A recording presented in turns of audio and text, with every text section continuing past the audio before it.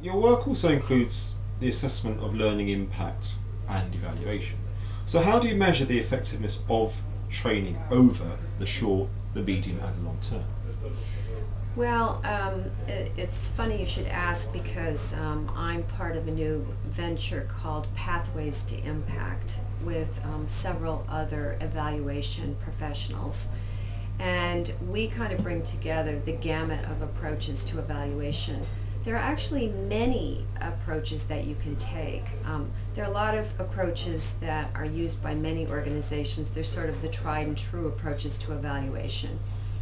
Things like surveys and questionnaires, interviews and focus groups. There's also more and more sort of specialty approaches to evaluation. So for instance, I'm an expert in the success case method, which I won't describe for you right now, but it's a combination of these techniques. My colleagues in this new venture do a lot of work around return on investment and calculating quantitative measures for documenting impact. So there's many different ways that you can, assess learning and document impact.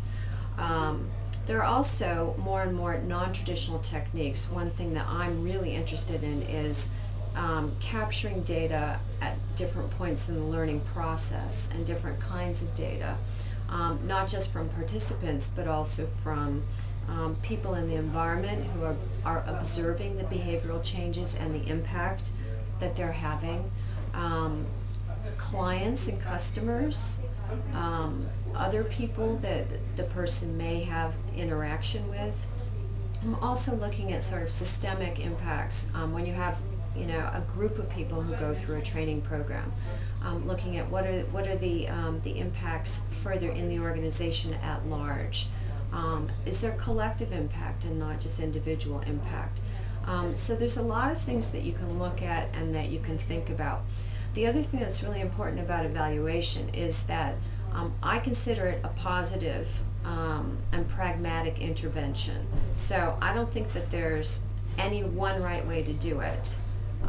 I also think that it should be a positive thing, not something where you're finding fault or you're looking for weaknesses. It's about, let's document what's working, let's understand what's working. Also, let's look at what could be improved so that when we do these programs going forward or these kinds of interventions going forward, we can actually do them better. So it's got two purposes. One is documenting impact, the other is enhancing impact.